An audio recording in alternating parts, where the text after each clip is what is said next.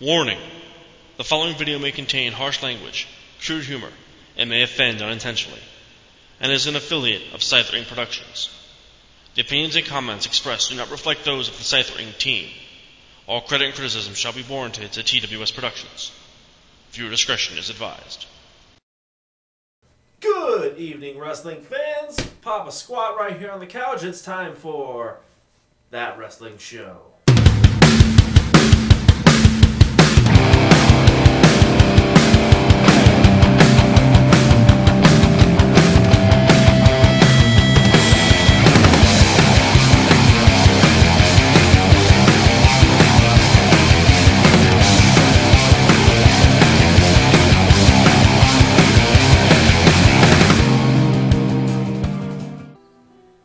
Wrestling fans, and welcome to the show, and Merry Christmas early! Apparently it is the 21st of December and we're all still here, kind of like how we all knew we were going to be. So if anybody was actually believing that the ancient Mayans were going to be right, you're all a bunch of fucking idiots. But that's not the point! We came here to talk wrestling, so we're here to talk wrestling.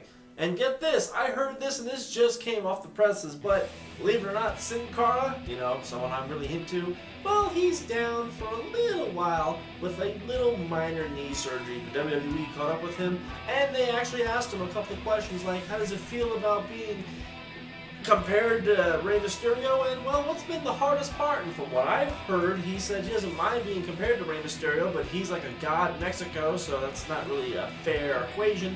And that the hardest part to adapting has been English. And, well, I can kind of understand that because I'll be honest with you guys, when they brought Sin Cara in, they didn't kind of realize that, well, he speaks Mexican or speaks Spanish. And they're going to bring a guy who speaks Spanish into an American-speaking company and go, I wonder why the matches aren't translating that well, because they have no one speaking English to him in Spanish. You know what I mean? There's no translation. But I've enjoyed the guy since day one. I've always enjoyed the guy since day one. And it's going to be kind of nice to see him back in action. They're actually going to make a storyline out of it with the Shield, so I hear.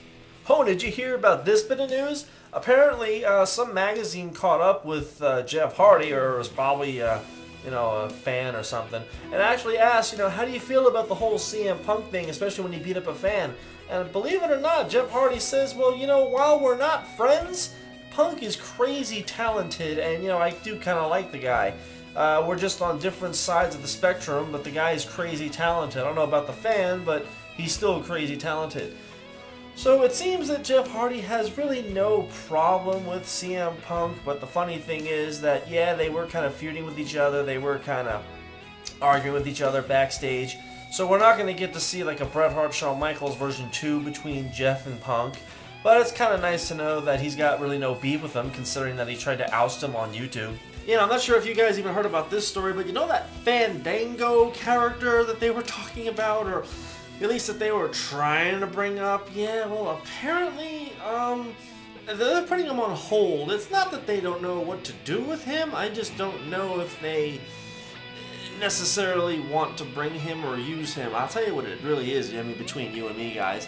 The last time they had a brand new wrestler coming in, it was Lord Tensai, and look how well that went. Yeah, 10-1 with the whole new Biggie Langston thing and the Shield coming in, the whole Fandango character. Personally, I think it was a little hokey myself. I don't know if it was going to get over, but he's been put on hold, whatever. I'm not going to miss him, to be 100% honest. Oh, and get this, The Office is actually a bit upset about the crowd reaction from TLC considering Ryback. Yeah, they actually said that, well, they don't mind that the Shield got over, but for some reason they're not happy that the heel crowd was cheering Ryback louder than the face crowd. No, you see, here's the problem. You went to a wrestling venue where they actually believe in it, and you put a guy that's, let's face it, not a wrestler, and you actually want them to cheer, and no, you can't do that. Between you and me, wrestling fans, I'm not a big Ryback fan. I'm not a real big guy of Ryback at all. I think he's kind of bland. I think he's kind of boring. It's just in the ring, boom, boom, boom, done. I mean, we've seen it with Goldberg. I know they're trying to do it with Ryback, but the problem is, you go to New York, you go to Philadelphia, you go to New Jersey, you go to the East Coast, you're going to get the most honest fans you're going to get. And I find it funny that WWE's like, oh, no, the real wrestling fans were louder than the marks. That's bullshit, guys. Come on, just stop. So Ryback didn't get over. Yeah, I find it funny that nowhere in the report they said, well, they were cheering Ziggler but booing Cena. What do I mean by booing Cena? They were booing the shit out of him. But yeah, that's no problem there.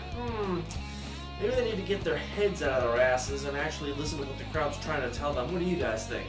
Oh, and speaking of CM Punk, did you know that while he didn't win the Slammy for Superstar of the Year, like that award's worth much, believe it or not, Pro Wrestling Illustrated actually made him Wrestler of the Year of 2012 for the second year in a row. To believe it or not, I kind of agree with them. I mean, yeah, they are kind of pro WWE, and they tend to go with, who pays the bills the most. But, I gotta be honest, out of all the guys that there, it was either between him or Bryan Danielson. Those are the only two guys that I can actually see lighting up the wrestling world, other than some guy in the indie world. But, you can sit there and you can yell all you want that, indie wrestling's got, the better wrestlers, but if there's no one around to watch it, how can you make that claim?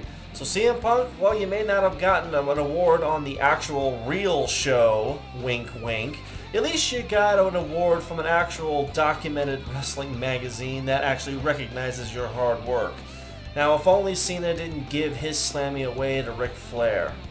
And speaking of Ric Flair, go figure, ladies and gentlemen, well, while everyone's kind of getting excited that, he's back in WWE, well, don't hold your breath all that much, because from what I've been told, there's no hard copy, there's no contract, there's no, there was nothing signed on paper. Apparently, well, he's still kind of working with TNA, he's still kind of sort of working with TNA, or at least he hasn't been officially released with TNA.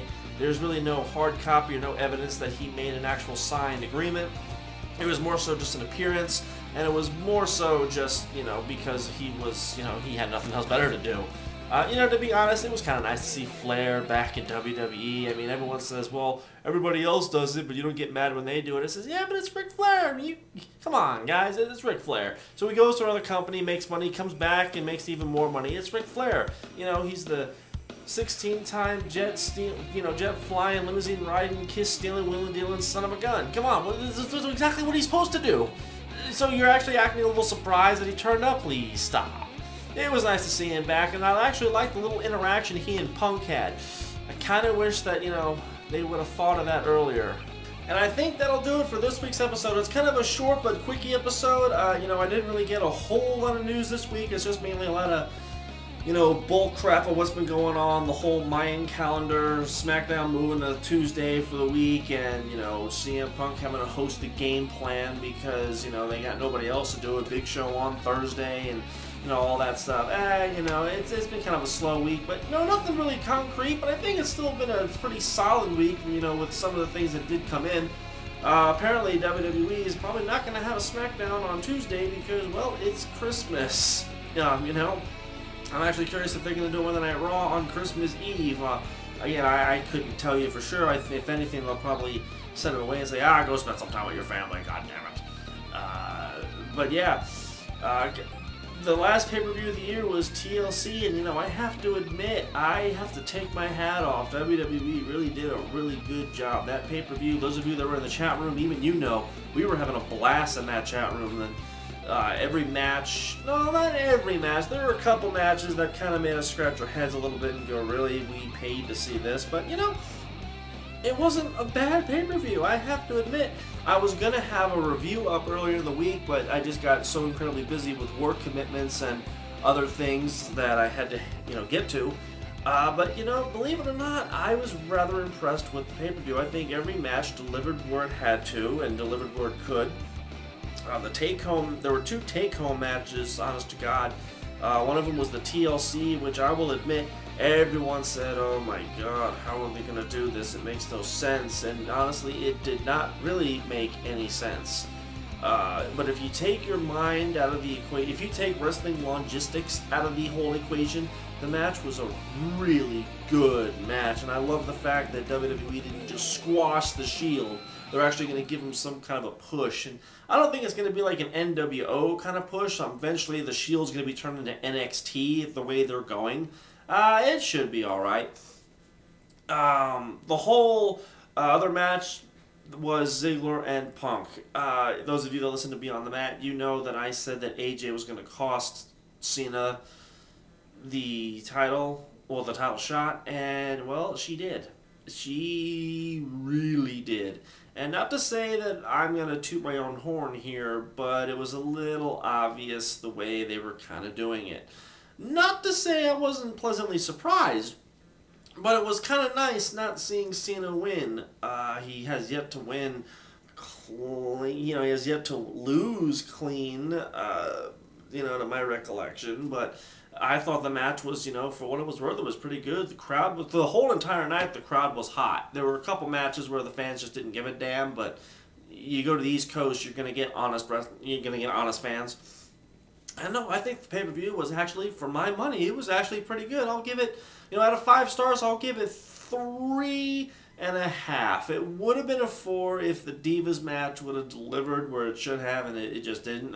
It just wasn't all that fantastic. And the whole Alberto Del Rio thing, making him a face, well, I had some discussions with some friends of mine, and we went back and forth over it, and they said Del Rio should never be a face. And I says, yeah, that's true, but Eddie Guerrero became a heel and became a face and became a heel and became a face, so it's just something that they're going to try. I personally don't know if it's going to work. It's like turning the Miz face. I'm not real big on that either. I don't really care. The problem is, I think they get over being heels, and WWE goes, oh my god, they're over, make them a face, and you can't do that. Is that the route they're thinking? Is that the route they're going? I couldn't really tell you. I'm not there. I'm not in the business room. I'm just giving you my opinion. What do you guys think? Tell me what you think. How did you enjoy the TLC? I mean, I thought it was a pretty good pay-per-view myself. Those of you that were in the chat room, every Monday and every pay-per-view, we do host a chat room at that website at thatwrestlingshow.webs.com. I am DM saying Merry Christmas, Happy Hanukkah, Happy Kwanzaa, Happy whatever the hell you celebrate. I'll see you all next week. Hopefully we'll have another show, and I will see you all for 2013. Yes, the Mayans were wrong, just like I said, that they were always going to be. You can't believe post-apocalyptic people. That's why they're called the ancient Mayans, because they're not around to predict things anymore. I am Dan from That Wrestling Show saying Happy Holidays, Merry Christmas, and until next time, we'll see you then.